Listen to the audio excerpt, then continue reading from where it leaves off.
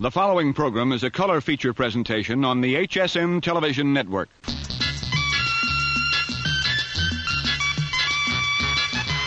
This Week in Pro Football is brought to you by Hager Slacks.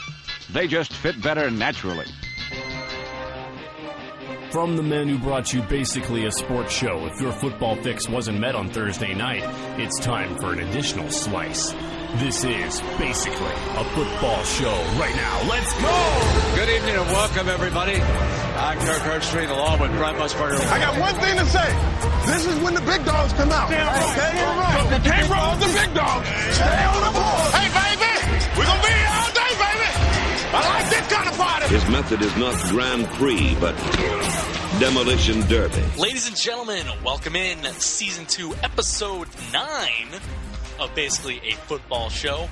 I'm Zach, along with me is Greg, and you're in for a Fast and Furious edition of Basically a Football Show. The Jim McMahon edition. Recording here on a Monday night.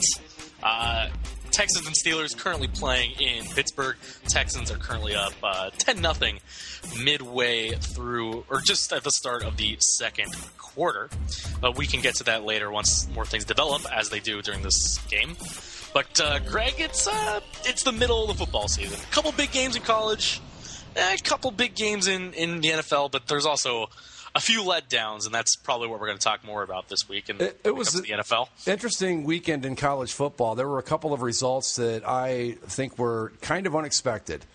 Nothing huge, nothing along the lines of what we had a couple weeks ago, but still a couple games that I thought, that really didn't go the way I thought it would. But, yeah. NFL was a little underwhelming, a couple of things here and there, but you're right. Middle of the season football is basically where we're at. Well, let's start with the National Football League, and we'll start on Thursday, where for the second consecutive week, after we talked about how terrible NFL Thursday night games are, our second consecutive week of a good football game as the Jets and Patriots in a back-and-forth clash. The Patriots ultimately survive, as the Jets, they had a chance to win this football game at the buzzer, but Nick Folk's field goal was blocked, and the Patriots walk away with a 27-25 victory, despite being outpossessed 40 minutes to 19 minutes in this football game. I don't know again, it's probably just a Thursday night game, and it's a short week and all that, but I just don't know. The Patriots letting the Jets play them that tough, that could concern me a little bit, I think, if I'm a Patriots fan. But at the same time, again, Tom Brady is not dead. No. 261 yards and 3 touchdowns. Shane Vereen, 11 rushes, 43 yards. Oh, God bless him. He won me my game for my fantasy team this week. Without him, I would have been doomed. Right, where he got most of his production in the receiving game, 5 receptions, 71 yards, and 2 touchdowns from Brady. And I got to chalk up the tightness of this game to the Thursday thing. Yeah. I think on a level field, the Patriots should be wiping the field with the Jets, no? I would think, yeah, that's what I mean. I think that the Patriots aren't quite as dead as people may have written them off to be a couple weeks ago, but they certainly aren't the dominant machine they were a couple years ago. I think you're starting to see them slow down a little bit, where they're more beatable now than they used to be, even for teams like the Jets. But most of it, I'd write off to a Thursday night. Just weird stuff happens on Thursdays. Yeah, and Geno Smith actually didn't look terrible for once, so that's something to build on. Right, I guess. Jets. I suppose. Chris Ivory, 107 yards. Really? Yeah. Not bad. How about that? Yeah, so I don't know. It's I still think the Patriots are easily the class of that division at this point. Well, and the thing with these Thursday night games, though, is next week we have one that actually is going to be very important as the Chargers go into Denver. So we'll see how that plays out. But hopefully the randomness doesn't affect division races down the way, which is because that's the thing is almost all these Thursday night games are making division games. Right. So in theory they're supposed to be better. But with the Jets Patriots, it doesn't affect it too much. But next week with Chargers Broncos, if you get a weird Thursday night result and that ultimately shapes who wins that division or gets home field advantage through the AFC, most likely, it's going to be a little asterisk, maybe. Well, I don't know, full asterisk, but that was the appeal. That's why CBS wanted in on one of these divisional games. It would make the matchups more interesting. But like you said, I really don't want the first Chargers-Broncos meeting of the year to be played on a Thursday because that's a huge game at this point in the season. And well, like we saw with the Jets and Patriots, you kind of got to throw everything out. So we will walk away from that game really not knowing a whole lot after it's said and done because it's a Thursday game. So I hope it's a good one, though. I hope they don't revert back to form and go back to the blowouts. But I would rather see the more important games not be played on. I don't want any Thursday night games, but that's for another discussion. But we're stuck with them. But we'll move away from that. We'll move to the traditional full slate of NFL Sunday action. And we'll start again with my Indianapolis Colts. These are the Indianapolis Colts that I want to see. A 27-0 shutout of the Bengals. The Bengals winless in their last three. Yeah. Not three straight losses. Winless. A perfect 3-2-1 record for the Bengals. But Andrew Luck, really impressive in this game. 344 yards, 2 touchdowns. And the Colts defense, the Bengals didn't look great, but the Colts defense definitely capitalized on that and made them look terrible. They were beating the hell out of Giovanni Bernard in this game. And covering the receivers downfield. And, they're short A.J. Green still. But the Bengals can still pass, and the Colts were able to shut them down. The stat that jumps out at me from that game is this one. Trent Richardson, 14 rushes, 77 yards. Yeah, right? He did some damage in the run game, and Ahmad Bradshaw was great coming out of the backfield. He had several big receptions for the Colts, including a touchdown. Maybe 2 touchdowns. But just a solid performance. These are the Colts that we know they can play like. If only they could just, squeeze it out of themselves every week. I mean, because they go from being down 0-2 to start the season, and now they've won 5 straight. Now they're fine. Here's the thing I want to talk about. The Bengals, when they were 3-0 going into that bye week, we thought they were, not just us, but a lot of people thought they were one of the best teams in the AFC. Now they look like the same old Bengals again. Winless in their last 3. Yeah, they had the tie against Carolina last week, but they've lost 2 in a row before that, 1, and then tie and then a loss. But what happened to these guys? It's like they went into the bye looking really good and came out of it looking like a completely different team.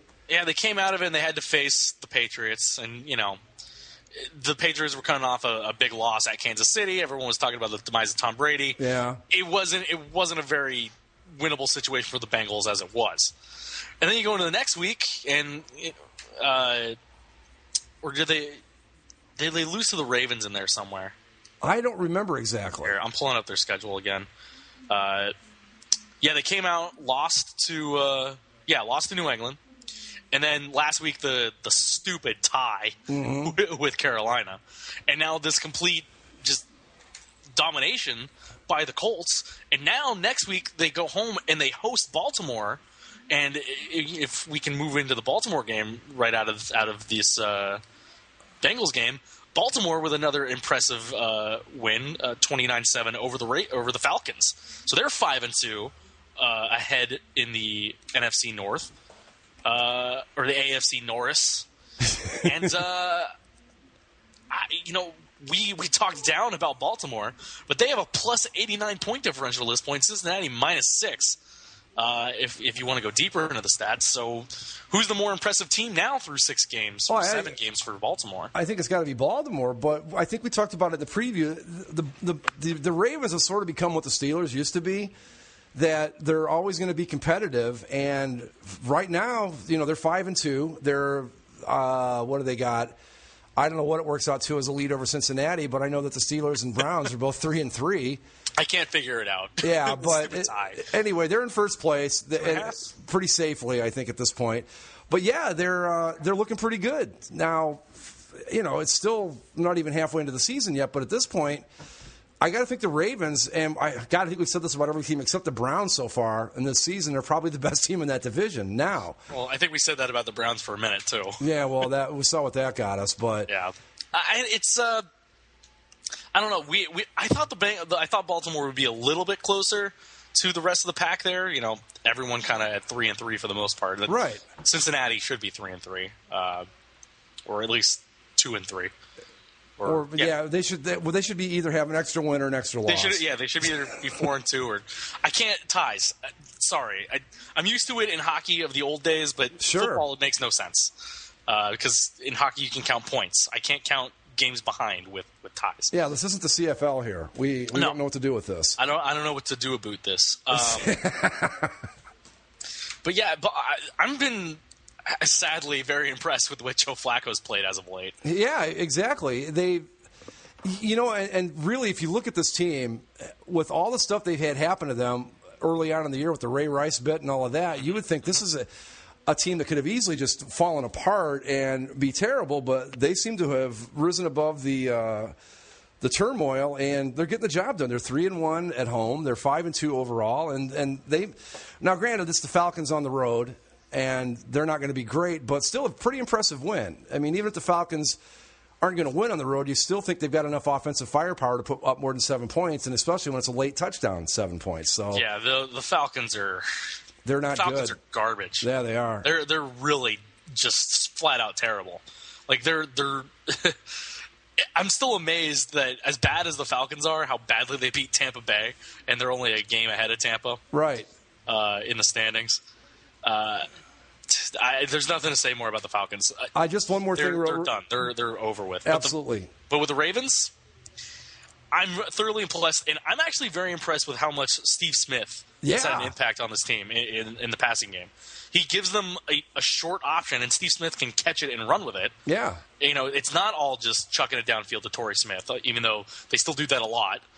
They chuck it deep to Torrey Smith, and they get Steve Smith underneath, and Joe Flacco's finding him for once and having an intermediate passing game. Yeah, and just real quick on the Falcons, the one thing I can say about them is that they are a really good example of how fast you can go from Super Bowl contender to really bad team in the NFL these days. I mean, how long ago was it that they were hosting the NFC Championship game against the – it was only, 2 years ago when they were hosting the Niners? 2012, yeah.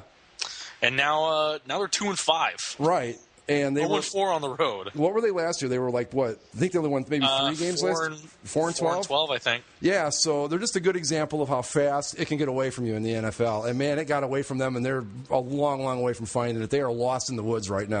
Even with Matt Ryan was supposed to be. Remember how much money he got paid? Yeah. And I mean, he was good. Matt Ryan was legitimately a very good quarterback there for a stretch. Well, and they've got a good receiving core. They've got Roddy White, who's still pretty solid. They've got Julio Jones. Julio Jones, yeah. Right? I mean, they've got some players on that team. I mean, they lost Tony Gonzalez, but you wouldn't think that kills them. And, well, they're still relying on Steven Jackson, who I thought was a bad move when they did it. He was great. They need some running game. But it's just amazing to me how fast they've fallen. It's just they're not a good team. They're not going to turn this around, and it's as simple as that. Yeah. We'll move on. We'll talk about the Titans-Washington game real quick. Washington with a 19-17 win over the Titans. Not Charlie Whitehurst, your starter for the Tennessee Titans, if you're curious. The interesting thing out of this game, though, is Kirk Cousins was benched. And obviously with RG3 hurt, who comes in to step in for the comeback victory? Colt McCoy comes in and wins the game for Washington. And you and I had anointed Kirk Cousins as the next big thing after his couple games and after we thought that he had something to show over the last few years. He looks like he should have taken a Matt Flynn deal and cashed in somewhere. Yeah. Because he's fallen off the cliff to falling behind Colt McCoy in the Redskins depth chart. Well, I guess to give Washington fans an idea of how bad their team is, Colt McCoy is your best option at quarterback right now. And that's all that needs to be said about it. That's where you're at. I don't know. I think Cousins, maybe it's like in baseball where a guy's really good until the teams get a chance to see him. And then all of a sudden they figure him out, and then he's not so good. I mean, maybe that's what happened with Kirk Cousins because he looked just great for a while there. And, I mean, we've been talking about him for a year and a half, but I mean, he put up, 480 yards in his first start this year? He was incredible. But when you're getting benched for Colt McCoy, you've got real problems. Yeah. We said it before that Washington has a lot of problems other than behind center, but now their quarterback is an issue. Their receiving core is an issue. Their defense is an issue. I mean, they came out with a win, but both teams are 2-5. I don't care. It wasn't an impressive win, yeah. It wasn't. No, it's from the top of that organization all the way down through every level of it. That whole thing just needs to be blown up and started over. Yeah, exactly. Team name, stadium, right. owner, coaching staff, personnel, everything just needs to be washed out. But. Yeah, they've since Dan Snyder's taken over that team, they've never actually tried to build an actual football team. It's always been paying too much for free agents. I mean, remember Albert Hainsworth? Remember that whole disaster? Yeah. I could go on and on and on. What they need to do, you're right, from the top right on down, is just start over again. Hit the reset button, including the name, and try to build a team the right way, the way that, say, Seattle did it or some of the other good teams. San Francisco did it. The way they're going about it now, this is what they're going to look at forever until they change the culture there. Well, you mentioned Seattle and them turning it around. I don't know, Greg. They might be on the way back down the hill as probably the most stunning result of the day. Rams 28, Seahawks 26. The Rams get a victory on the strength of a fake punt return, and just some stellar defense by the Rams in this game. First off, the fake punt return. That was incredible. That was something. It was something that they had seen on tape, that the punter for the Seahawks consistently does that rugby-style kick where they run and kick it. Yeah. And always kicked it to the right. Always kicked it to the right. So what they did is they had their guy deep and shaded over to the right. Like, not just standing in the middle of the field, but all the way over to the right. And so the punter sees this. He's like, well, I'm going to trick him. I'm going to kick it to the left. Well, they expected him to. And so what the Rams did, all the blockers run to the right. All the Seahawks, they're just following, they think the guy's going to kick it to the right. They're following all the blockers that are going to the right, so they go that way. Except one of the blocking corners goes all the way to the left, retrieves the football, no one in front of him, runs down the field for the touchdown. Pete Carroll got a little incensed, thought that he had to think, well, there's got to be something illegal with that. He called for a catch. It's something. There's too many men on the field. None of it. And then only up to, at their own 18 with like 3 minutes left to play, the cojones of Jeff Fisher to call the fake punt in that situation. They get it. And, it could have been the stupidest play decision he could have made, but it worked out for him in the victory over the Super Bowl champs, now 3-3. Yeah. Your Seattle Seahawks. And in trouble in that division, too. But I got to go back to that fake punt, the fake punt return. Yeah. I think it was Tavon Austin who really sold that really well. Yeah. I mean, went back, fell down, did a little bit. Yeah, he really sold that. And then the fake punt, wow, But you know what? When you're a team that was 1-4 at the time, what do you have to lose? Well, that's the other thing. Is if this was a different game, like a different set of teams, you might see a different call there. But you're the Rams. You're 1-4. You're at home. You're playing the Super Bowl champs. You have a chance to finish the game and win. You got to do whatever you can. And it caught Seattle off guard, and they get it. But the other thing for Seattle, they didn't actually play terribly, at least in the second half. Russell Wilson, 313 yards, 2 touchdowns, 463 yards of offense. They outpossessed the Rams, but they don't come out of the Walmart that is the Edward Jones Dome with another loss. And they're 3-3, and like you said, in trouble in that division where the Cardinals now 5-1. Right. The 49ers are 4-3. They're in third place right now. Yeah. They're only a game ahead of St. Louis as it is right now. Well, if you look back at the Seahawks throughout the season so far, they looked really impressive against the Packers. Yes. But since then, I don't know their exact schedule, but there have been a lot of games where even when they had wins, you thought, they're not that impressive doing it. Now, most of the times we'd write it off to them being on the road or whatever, but I will say this for the Rams. They've had the lead in quite a few games this year and given it away. So maybe Jeff Fisher's thinking was, look, we're going to do whatever we have to hold on to this. But the Seahawks are in trouble because the Cardinals, they're legit. That's not a fake 5-1. They're a really good team. Mm-hmm. And all of a sudden, like you said, you've got the Seahawks, the defending Super Bowl champs, who are one game out of last place in that division. And if they lose another game and the Rams win another one, the Rams have third place in that division by virtue of a tiebreaker. So, I thought the Seahawks might be the one team that would avoid the Super Bowl hangover, but apparently that's not going to be the case. At least it looks that way so far. Yeah. Because they had pretty much the same team coming back. Yeah. And like you said, we saw how impressive they were in week 1 against the Packers. And they lose down in San Diego, but San Diego's a good team and it was a tight game and they were on the road, so you chalk it up to that. Right. Then they come home and they win a competitive game in overtime, but they almost blew that one to the Broncos. But now you have, they end up beating Washington, but who hasn't? Tennessee, I guess. But these last two losses to Dallas at home and now on the road to St. Louis of all teams. Not a great couple weeks here for the Seahawks. They gotta get themselves in gear and rebound if they want to even make the playoffs at this point. I mean, it's 6 games in, so I don't want to get too much of a hyperbole with it. But they play at Carolina next week. Not an easy game. No. So they could be 3-4. They get a couple reprieves with Oakland and New York, the Giants, at home. But they're playing the first place Super Bowl type schedule. They're at Carolina. They're at Kansas City. They still got to play Arizona twice. They still have to play San Francisco twice. They're at Philadelphia. It's not an easy road for Seattle at this point. And maybe you see a point where they may not make the playoffs this year after losing some of these early games. Well, this is something with that schedule and the way they're playing right now. This thing could get away from them quick. Yeah. Another loss or two here before you. I mean, if they get a game or two under 500, it's going to be a real struggle for them to climb their way back into the playoff hunt because you've got some teams that aren't going anywhere. Even if they're hovering around 500, the NFC is the better conference right now. Right. And I mean, you have Dallas 6-1, Philly 5-1, Detroit and Green Bay both have 5 wins. The Cardinals. Arizona's 5-1. Exactly. San Francisco, Carolina ahead of them too. So it's not. I mean, Chicago 3-4, and we'll talk about them in a second. The sad sack that they are. But we'll get to them in a second. But yeah, Seattle got to get in gear. But good win for the Rams. Pulled out all the stops, and it was a fun little game to catch. What do you Not think so fun for you. The Cleveland Browns. Well, wait a minute. What do you think about the Seahawks trading Percy Harvin?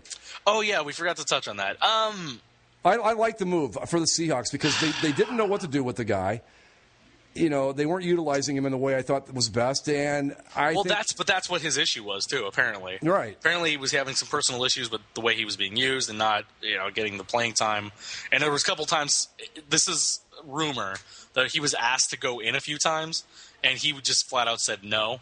Yeah. Because he was unhappy with it. So they only got a 6th-round draft pick for him. Yeah. Well, again, he was injured a lot last year. I mean, but he did come in and have that kickoff return in the Super Bowl. Right. I think he's a dynamic player, but with the Seahawks, they clearly they could not find a way to utilize him to his fullest extent.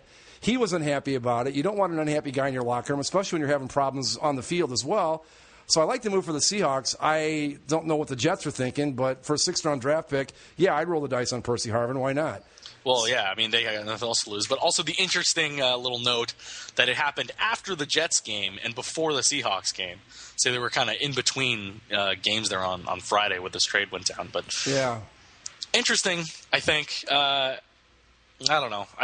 Percy Harvin's kind of fallen off a cliff since he left the Vikings and all the injuries with right. Seattle. Yeah, so I think it's a good deal for both teams. The Jets get a really kind of a no-risk move here. I mean, a 6th-round pick's not a lot to give up. If Harvin can still play a little bit, it's going to help them immensely. The Seahawks get rid of a problem in the locker room, and everybody's happy. So it's one of the few times where today, at least, it looks like a trade that's going to work out well for both sides today. Yeah, and it's not – the NFL is a place where you rarely see midseason trades like this with guys that could be an impact player. So right. Interesting how that plays out. But – we'll move on again, like I said, to Cleveland, and a kiss of death from us. Yeah. The Cleveland Browns, oh my God, they could run away with some of these easy games. Well, here's an easy game against one of the worst teams in football, and they got crushed. They got dominated. 24-6. Got dominated. Only 2 field goals in the first half, and Blake Bortles gets his first NFL victory for the Jacksonville Jaguars. If you had stepped out of a spaceship, like say you lived on Mars for the last year, and you watched that game and you said, okay, one of these teams is 3-2, the other one's 1-5, you would have thought the Jaguars were the 3-2 team and the Browns were the 1-5 team. They played horribly.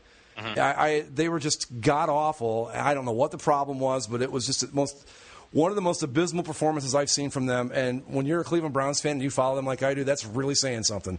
They were just god-awful. The Jaguars dominated them. There's no other way to put it. And freaking Denard Robinson. Yeah, 127 yards. Yeah. Playing running back there for the Jaguars. You might remember him as the very mobile Michigan quarterback, right, back when Michigan was relevant. Interesting to see. He's a guy that Tim Tebow can model himself after. Realizes he's a decent college quarterback, but unable to make it any inroads at doing that specific skill as a quarterback in the NFL. So take on the running back position, and hey, you too can get 127 yards and beat the Browns. Denard Robinson did whatever was necessary to keep him in the National Football League, and it worked out for him. Whereas Tim Tebow was like, I have to be a quarterback. Well, okay, I think he's calling games on the SEC network. I'm not even sure at this point. He's one of the main guys on the SEC Network's version of Game Day, SEC Nation. They go on the road to SEC schools every week. So, but yeah, I haven't watched the program yet, so I can't speak to his quality as a TV personality. I will just say this: the Browns. This was one of those games that if they were going to be in the hunt this year, this was one that they had to win. You can't, because now you've got to make up this loss against a team that's not going to be as easy to beat. As simple as that. So. Good job by the Jaguars. They played great football yesterday. We'll move on to a very tight, more entertaining game than it should have been, as the Vikings go down very late on a last-second touchdown by Sammy Watkins from Kyle Orton. Teddy Bridgewater gets his first NFL win ripped away from him. And or is it his first NFL win? Let me look at their schedule. I thought he won. He had did he play the Atlanta game? I think he did, yeah. But I don't think he started, though, did he? I don't remember. No, he did play. So it would have been his first road victory in the NFL, but it gets taken away from him at the very last second, like I said. 17-16, the Bills with a tight one at home. They're 4-3. They're hanging around. They're hanging around. Yeah. Moved up to Soldier Field in Chicago. Oh, Lord. Where the Bears lose again at home, 0-3 to start the season at home with a 27-14 loss to the Miami Dolphins, who Miami snuck back up. Now they're 3-3. Yeah, they're still in the middle of the wild card. Should be 4-2 if it weren't for a really lucky break by the Packers last week. But yeah, you posted an interesting stat about these Bears today. I want you to repeat it on the show. Yes, the Bears. They don't even have the most wins in their own stadium this year.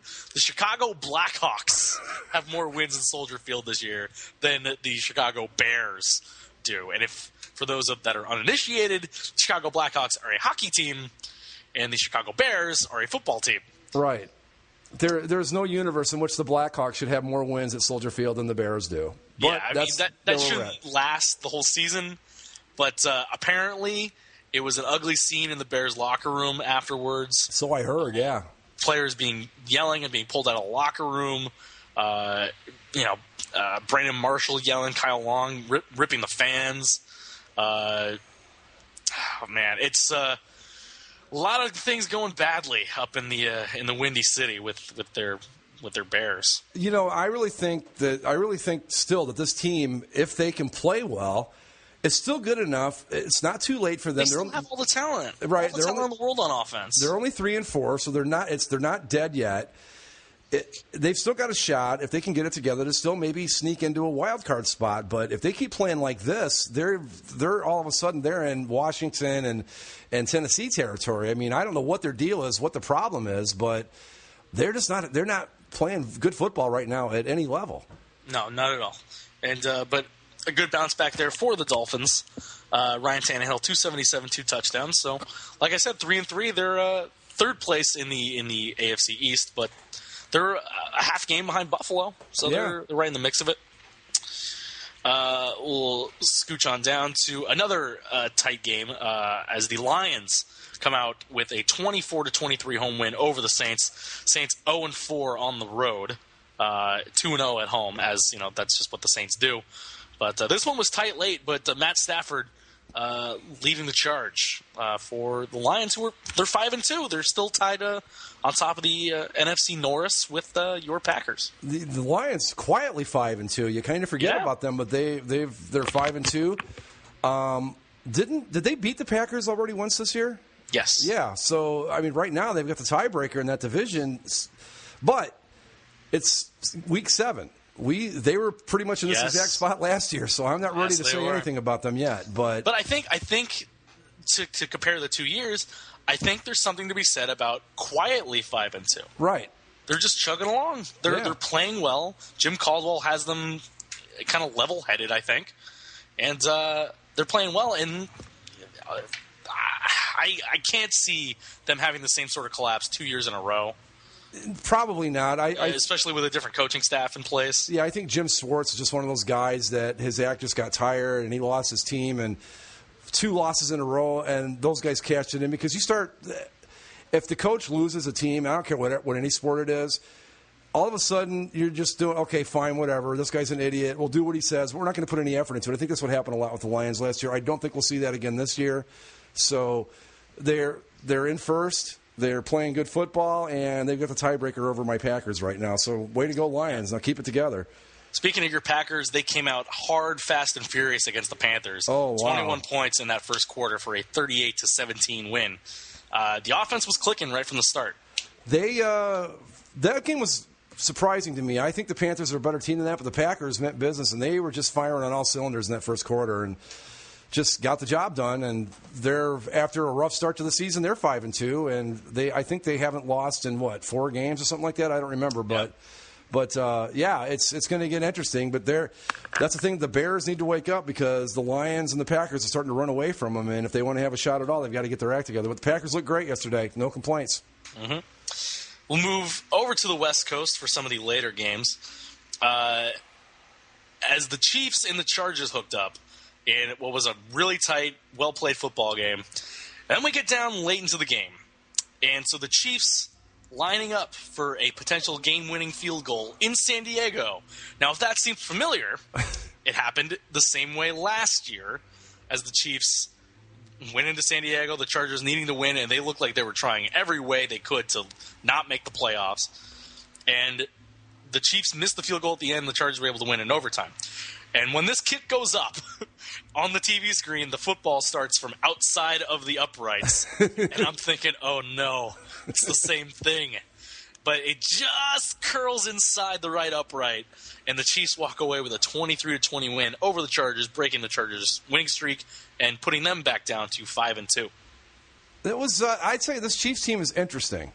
Yeah. They play everybody tough. I don't know that they have enough talent to take this thing all the way home, but they're really fun to watch. And Jamal Charles they're just a really neat team to watch. But I'm still not totally sold. I think that, again, this is one of those games where when you look back at the Chargers, they finish 11-5. You'll forget who they lost to, but this will be one of the games they lost, and I think they're going to be fine. But this Chiefs team is intriguing to me. I want to see what they can do. That's a big win for them against the Chargers on the road, but I'm still not sure they've got enough to really hang in there and battle for a playoff spot at this point. I mean, they're in that 3-3 mix with just about everybody else in terms of the wild cards in the AFC, and it's very easy to see right now a similar scenario to what you had last year, where Denver and the Chiefs were on fire. So now this year you have Denver and San Diego who are going to be on fire, right? And Kansas City, they're right in the mix. They could be that second wild card spot, but they're 3-3. Houston's currently 3-3. Pittsburgh, Cleveland, Cincinnati, Miami, Buffalo, they're all right there. So. But, out of that bunch you just mentioned, out of that 3-3 bunch, I think the teams I like the best out of that or the Chiefs would be one of them for sure. Sure, yeah. Out of 3-3. So who knows? Maybe you're right. Maybe they do. I hope it's more of a competitive end of the season last year in the AFC than it was – or this year than it was last year, where everybody kind of bumbled and stumbled their way until the right. Yeah, but well, I mean, we had the same situation where there were a lot of teams all with the same kind of record, and of course, as the season goes on, everybody they move up a peg, down a peg, Mm-hmm. So I assume we're going to have a similar finish, but hopefully, yeah, somebody wins it instead of somebody losing their way out of it. Right. But we'll see. But teams that keep winning. The St. Louis Cardinals, Arizona Cardinals. It's been a while since they were the St. Louis Cardinals. 24-13, a tight game there on the road, but the Raiders are still very bad, and the Cardinals are they're like we've said earlier, they're a solid football team, and they're winning the games they're supposed to. Yeah, and I think that the thing that jumps out to me at this is that of the two teams, I would have guessed that the Raiders would have won a game before Jacksonville did. Yeah. But The Raiders just had the misfortune of playing the Browns a week or two later than the Jaguars did, and that's the difference. But I like this Cardinals team a lot. I don't think they're going to win any shootouts against anybody, but they're good. Got a good running game with Andre Ellington. Carson Palmer's playing decently enough, and their defense is still very good. Defense is still very good, and they're in first place in the NFC West, which I don't know that any of us would have bet on at this point at the beginning of the season. No, I don't want to jump too far ahead, but part of the thing is they were still an 11-win football team last year. Yeah, and they were an 11-win team, but they were in third place. So they're getting a third-place schedule when it comes to these non-conference games. Yeah. And so they're able to win a lot of these. Maybe they had a harder schedule last year. I forget what the place they finished in the year before. It was probably third place again, now that I think about it, because of Seattle and San Francisco. But, right. They're right there. And Carson, I think the difference is Carson Palmer is a much more effective quarterback over the last 2 years than they had in years previous with, Derek Anderson and Max Hall and John Skelton and Kevin Cobb and, name somebody who probably played quarterback for the Cardinals. Well, that's the thing with Palmer. I mean, he may not be what he was in his heyday in Cincinnati for those couple of seasons, but he's still a veteran quarterback. He makes the right decisions. He makes the right decisions and all that, yeah. But I didn't even think about that, though. The Cardinals, who were really good last year, get the benefit of a third-place schedule this year, so that's huge for them, I would think. Mm-hmm. Because I think they're really taking advantage of it, which is what you got to do. Right, and they already beat San Francisco, so they got one of those games out of the way. Right. But they still have the 2 Rams games in the division, and they get the 2 Seattle games late. So and they play in Seattle before they play at home against Seattle, the second last game of the year. So they have a little bit more advantageous schedule. They go through a tough 2 weeks here. They go to Philly, or they host Philly, and they go to Dallas. And they still got to play Detroit. But they do get Atlanta. So congratulations. Well, and remember too, that's a bye week late in the season for you. These guys beat Seattle in Seattle last year. They did. So I do. I like this Cardinals team a lot. Of all the teams that I picked that I thought might make some noise this year, they're the only ones left. Yeah. That are doing anything. But I think they're a good team, and they're going to make some noise this year. Speaking of teams making noise, the Dallas Cowboys have won 6 games in a row, Greg. I know. Marco Murray has 6 straight 100-yard rushing games. First running back, in NFL history to have 100 yards in his first 6 games. He's amazing, and this team they just keep plugging along. A team they've historically had trouble with, the New York Giants, and the Giants weren't really an easy out for them yesterday, but they won again. They're 6-1, and at some point we got to just start saying, okay, maybe they're actually good this year. Yeah, I mean, yeah. It's still a lot of season left, but no one, I don't care, even the most diehard Cowboys fan can't honestly tell me that they expected this team to be 6-1 after 7 games. It's just no way. No. I was listening to, when I was watching the game yesterday, they were saying that there were people that expected this defense of the Cowboys to be historically bad. Yeah, that was the big knock on them all offseason. Right. Was how bad the defense was and how they didn't do anything to make it better, and they lost to Marcus Ware, and they let him go on purpose. And they've stepped up and played decent. I mean, not the best. I mean, 3 touchdowns by Eli Manning through the air. But they're doing enough to have the Cowboys win football games. And that's all you can ask of your defense is to give you a shot. Well, yeah. I mean, if they can keep the scores in the 20-point range, they've certainly got enough offense to win games at that level. I mean, DeMarco Murray is shortening the games by running it so well. And yeah. They're a well-oiled football team right now. They're not the 85 Bears on defense, but they're adequate enough that if they can keep playing like this, they're going to be all right. Yep. And the Sunday night capper, the Denver Broncos welcomed in the San Francisco 49ers, and Peyton Manning made another march to history as he set the all-time mark for career NFL touchdown passes in a 42-17 win for the Denver Broncos. Peyton Manning, 22 of 26. Yeah. 4 incompletions out of 26 passes. They only had 4 incompletions. 318 yards, 4 touchdowns. What else do you say? I'm not going to hear any arguments to the contrary. I know people will keep throwing Tom Brady in my face. Peyton Manning is the best quarterback of all time. No, I will argue that point. It's Joe Montana, but I will not argue at all with Manning at second. I will do that. Okay. Statistically, yeah, he probably is. I wouldn't argue that, but this is a good 49ers defense. They're not bad. No. And he shredded them. He had no trouble with them whatsoever. Now, granted, it was in Denver, but still, the 49ers have the same talent in Denver that they do anywhere else, and he just tore them to pieces. I don't know what else to say about it, but the Niners, now they're 4-3. They're chasing the Cardinals, too, and they're another team. If they don't start putting a little bit of a win streak together, they can get away from them quick. Yep. Quick notes on the Monday night game so far. Texans were up 10-0. Steelers have come back a little bit. Texans up 13-10. Apparently, the Steelers have won 15 consecutive Monday night football games. They'll win tonight too. I think. You think so? I think so. Yeah. This is two teams that are pretty evenly matched. I think neither one of them. Either of these teams? I mean, they're in that 3-3 mix right now in the AFC. Do you think either of these teams are playoff teams? If I had to pick one, I would say the Steelers, and it's based solely on coaching and experience because they've just got guys that have been there. I think they both could be, but if I had to pick one of the two, I'd say the Steelers.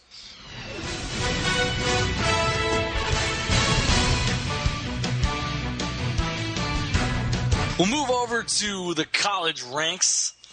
Not a few games of note, but really, I mean, there's one big upset, and one game that we expected to be tight, but didn't ultimately affect the playoff race too much, as the game was close. But we'll talk about that in a second. We'll start with the quick Thursday game as Utah wins on the road at Oregon State, 29-23. Utah moves up to number 19 in the rankings. So good for you, Utes. The Utes. With one of their uniforms that I really like. Did they wear? Which one would they wear? I did. I don't know which one they wore, but you like them all? No, I like one of them. I like the plain one. Oh, okay. But we'll quickly to start Saturday. We'll start with the game of the day, the one that everyone had circled. Number 2, Florida State, hosting number 5, Notre Dame. And Notre Dame got out quickly, and they were ahead of Florida State pretty much the entire football game. Florida State trailed 5 times in this game, but I was really impressed with what Florida State did. Really, something I would kind of chalk up to as a championship-type performance, where you don't give up, you keep pushing forward, and you eventually get that lead.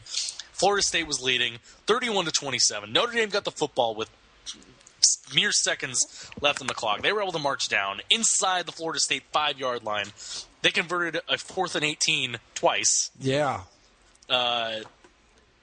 Including they get down, final play of the game, and Notre Dame pulls off this play where they set a pick on the far side with the trio of wide receivers. Yep. It looks like they have the touchdown wide open, and it looks like Florida State blew coverage, but the flag is thrown. Offensive pass interference on the Irish. I don't know that receiver for Notre Dame could have been any more obvious in what he was doing. Exactly. He was. He didn't sell it at all. He was blocking the entire way. Some people were saying that the guy jammed him at the line and that he didn't have to do a whole lot and that the coverage was blown anyway, so they should have let it go. They never called that in the first place. Sour grapes as the Florida State Seminoles, number 2 Florida State Seminoles, 7-0 with a victory, close one, over Notre Dame at home. They stay number 2 in the rankings. And as far as I can tell, no speed bumps for them on the rest of their schedule. With this win, they probably punched their ticket to the college football playoff. But here's my question, okay? You watched this game. I watched this game. It was a really good football game. There's no question about it. It was a great football game. I don't think either one of these teams looked as good as their ranking would suggest they are. They played well against each other. They were very evenly matched, but I'm sorry. I walked away. I don't know if you can go out and beat the number. What was Notre Dame coming into the game? Number 6? 5. Number 5 team in the country and walk away unimpressed with it. But I kind of was. Maybe I'm being too hard on both of them, but they just didn't look that. I mean, it was a great game. Don't get me wrong. Right, and that was a question we had going in because we weren't too impressed by either of the teams going into the game. Right. So, if you're unimpressed with both teams, if one beats the other in a 4-point game where the game-winning touchdown gets called back on a penalty. Is there really a whole lot to take from this other than one team lost and one team won? I don't think so. I think that's also why Notre Dame only fell down 2 spots in the poll. They fell from 5 to 7 in the poll, so they're very much still alive if they win the rest of their games, including games against USC and Arizona State. Right. They'll still be right in the playoff conversation. I almost assume if Notre Dame wins out, they'll probably be in the playoff just because. Well, see, I think that's why they're ranked number 7 is just because. We talked about them last week. They've won all their games at that point, but we agreed that they hadn't looked terribly impressive in any of them.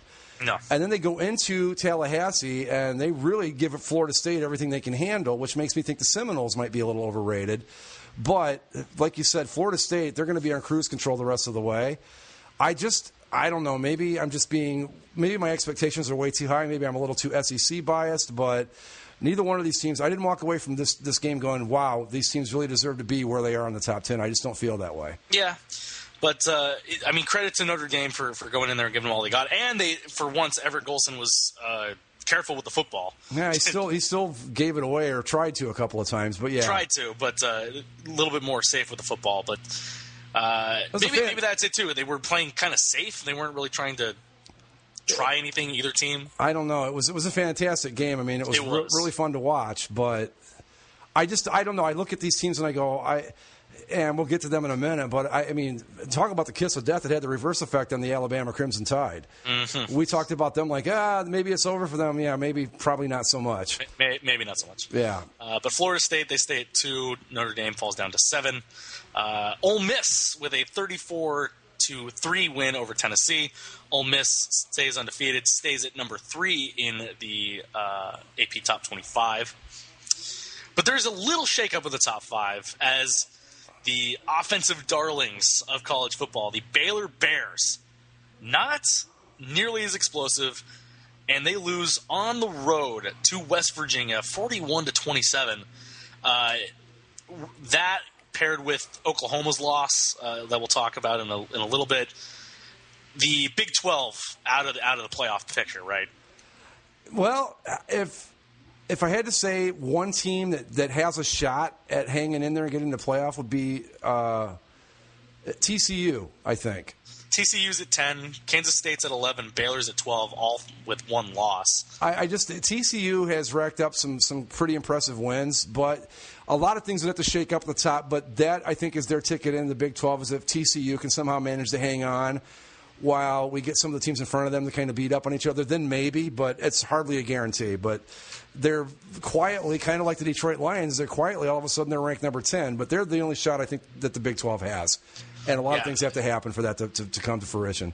Baylor didn't look good. No points there in the fourth quarter. They've been blowing out people all season, and they finally get a little adversity last week with the TCU game, and they just keep going back and forth and winning. They were scoring points. But they were unable to find that same extra gear in Morgantown and the Mountaineers with a big win.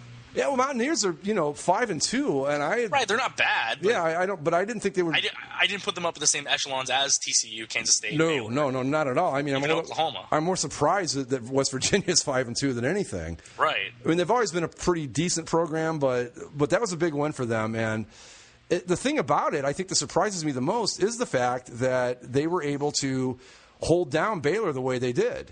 I don't know what the weather conditions were. Maybe that had something to do with it, but not really. I was going to say I watched like a chunk of it. It didn't affect West Virginia, so if Baylor can't use that excuse either. But I'm surprised that they had as easy a time with Baylor as they did. Yeah.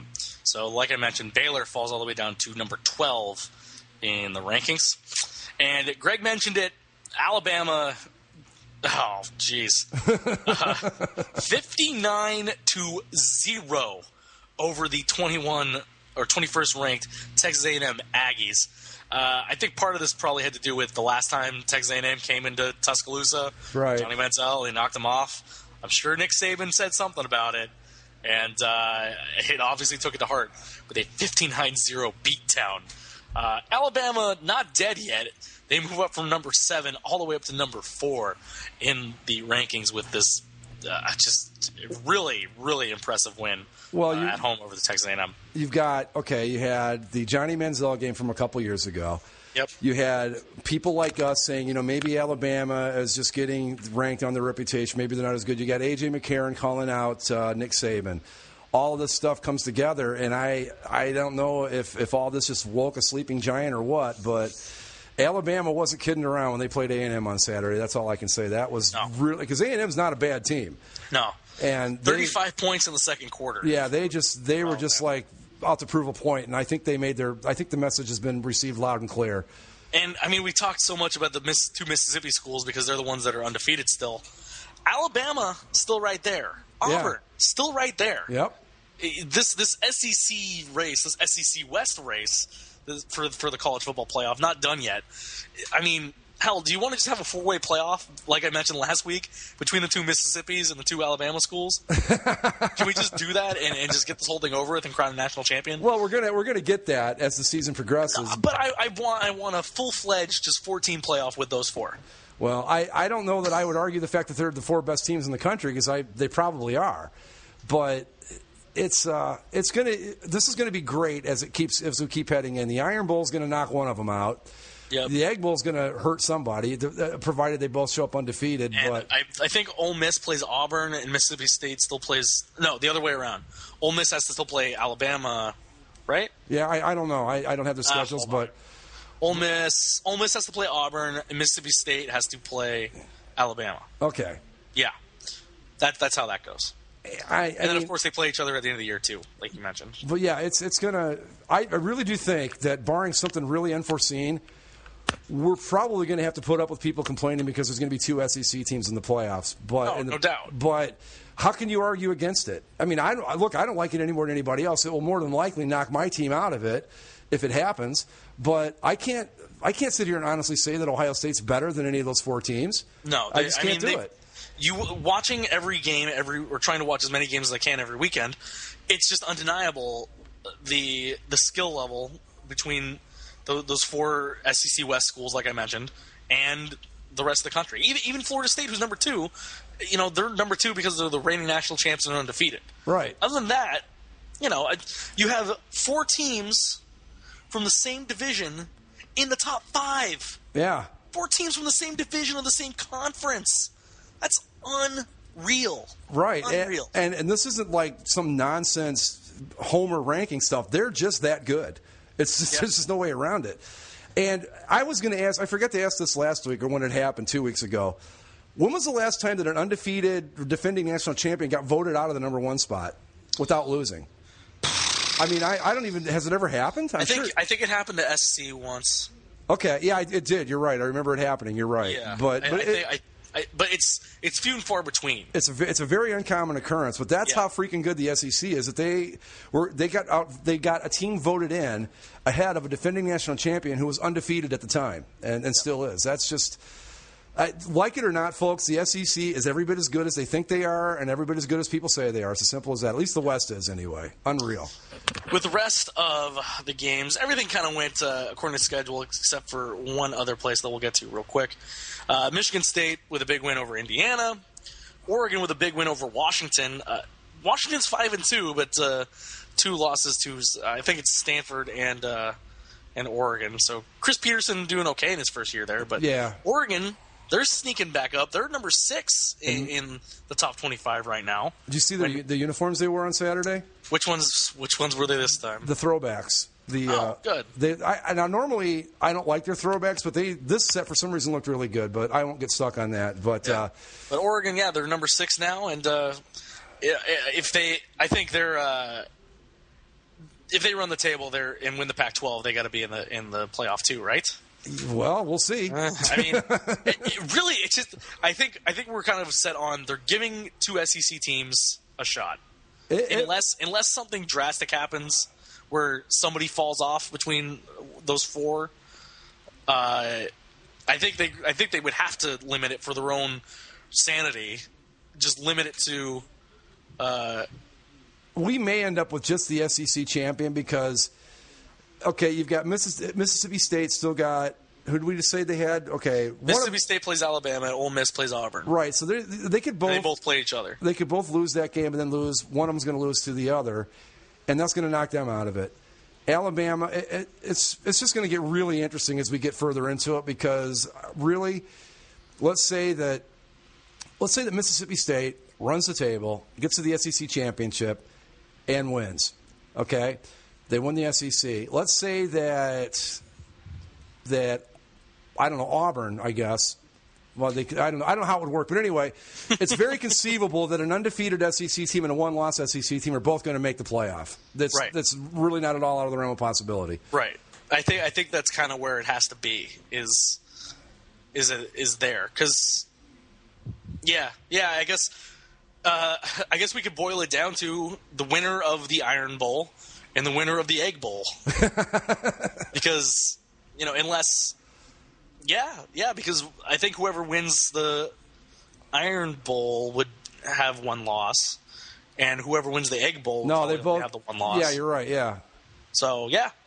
But right now, looking at ESPN's playoff picture, which I don't know if it means anything, but it's Mississippi State, Florida State, Ole Miss, and Alabama are their playoffs. So they're not talking 2 SEC teams; they're talking 3 at this point. Yeah. Now that won't happen, obviously. If you had to pick it right now, maybe.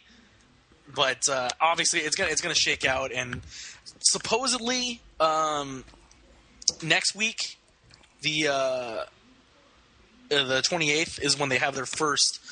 The committee will release their first official top 25. Oh, that's going to really cause a lot of. Wait and see how that's going to get. The reaction that's going to get. And news with the playoff committee also, especially concerning the Mississippi schools, Ole Miss in particular. Archie Manning is stepping down from the playoff committee, supposedly to focus on his health. And probably by health, he might mean what the physical ramifications would be if he didn't pick Ole Miss at this point. Well, I think Archie was on that. Hopefully, I'm kidding. Hopefully, he's better from whatever's ailing him. I think it's. I mean, God willing, there's nothing wrong with him health wise, but. Archie, I don't think going into the season thought for a minute that him being from Ole Miss would have any sway on that committee at all. Right. I mean, I don't think in a million years he thought that it would ever make a difference, and now all of a sudden it does. But it's just going to be you're right. Picking it right now, it's got to be those 4 teams. Except I don't know. I think I'd put Auburn in over Florida State. I'd make it, like you said, a 4-way playoff. But you know that they're going to keep Florida State in there. Okay. Hey, does Florida State play Duke? Well, in the ACC title game. Okay, well, there we go. Our Duke Blue Devils will solve this problem, I promise you. I don't know if they play them in the regular season or not. I don't think so. Let me look real quick. No, they do not. Well, I'm just saying, don't write off the Blue Devils just yet. Unfortunately, our Blue Devils still on the outside looking in when it comes to the top 25. Yeah, I don't get that either, but they might have lost last week for all I know. I don't know. No, they won. Oh, did they? Good. Yes. We'll scroll down real quick. Georgia, number 10 somehow. Moves up to number 9 with a big win, 45-32 over Arkansas. The big loss, the other big loss of the week, the Oklahoma Sooners go down. They had the chance to win this game, a 19-yard field goal. Chip shot. Shanked. Just flat out shanked. They also missed an extra point earlier in the game, so the Kansas State Wildcats, look at them go into Norman with a 31-30 victory, and now Kansas State, like I said, they're up at 11. They're a decent team, quietly sneaking their way through the Big 12. Well, usually, like I said last week, their problem is always when they have to play Oklahoma, but they got the win. I just want to bring this up though really quick. How many of the big name programs do we see that have kicking problems like this? It just doesn't make any sense to me. Oklahoma. Yeah, I mean you see it all the time. I just don't understand. Can't they just walk out to the soccer field and find their best free kicker and be like, "You, football pads." All you have to. They could continue to practice with the soccer team. They just need to play football once a week, kick some field goals. My thing is that really I don't know how many scholarships you have to work with every season, but when you're Alabama and you've historically had the kicking problems you've had. Isn't it smarter to maybe grab a really good kicker with a scholarship than pick up a guy that's going to be 5th on the depth chart at offensive line? I mean, you know what I mean? They just I generally think they don't think about it at all. Well, despite them having the problems like this, I generally think that they just don't care. Well, yeah, that's the thing, though. I mean, look at Oklahoma. They lost the game because they couldn't make a 19-yard field goal. Yeah, well. Okay. It happens, I guess. Yeah. TCU with a big blowout over Oklahoma State, who was number 15 at the time, 42-9. Right. Nice one for them. Yeah. Your Ohio State Buckeyes, Greg. No. They welcomed Rutgers to Ohio Stadium, the Horseshoe. No trouble at all with the Scarlet Knights. Nothing. Nebraska with a big win over Northwestern. Clemson with a tight win over Boston College. And the other undefeated team in the country, the Marshall Thundering Herd. They continue to stay undefeated with a win over Florida International, 45-13. Marshall moves up to number 23. Can we talk about them in the playoff? Huh? Probably not. Huh? Probably had a better shot. They're undefeated. Where is their chance, playoff committee? You need to go find. Where is their shot? You need to go find the Boise State fans and see if they'll switch their allegiances so they can start crying and complaining. Yeah, right. I don't know. So we'll look at the top 25 real quick. Not too many changes. As we mentioned, the top 4, Mississippi State, Florida State, Ole Miss, Alabama. As Baylor drops out of the top 5, out of the top 10. 5 through 10 is Auburn, Oregon, Notre Dame, Michigan State, Georgia, TCU. I forgot to mention the other games because again they move up to the top. Arizona State, big win over the Stanford Cardinal at home. Yeah, avenging their Pac-12 championship loss last year. Don't look now. Defense and special teams, the name of the game for the Sun Devils, in a 26-10 victory over the Cardinal. Don't look now, but the Sun Devils are 5-1, folks. 5-1. Same record as the Ohio State Buckeyes. Just saying. They're 5-1. You know they've already beat SC. Yeah. Got Stanford under their belt now. Stanford's under the belt. They play Utah, who's number 19. Notre Dame's number 7, who they welcome to Tempe in a few weeks.